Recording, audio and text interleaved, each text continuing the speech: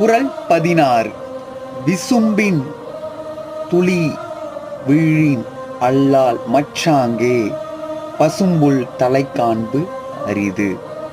அதாவது இந்த இந்த இந்த இயற்கையோட சகோதரனையும் நண்பனையும் பத்தி சொல்ற ஒரு திருக்குறள் தான் இது. எதுனா இந்த மழை தான் இந்த இயற்கையோட சகோதரனே. இந்த மழை தான் இந்த இயற்கையோட நண்பனே. அதுதான் சொல்லு.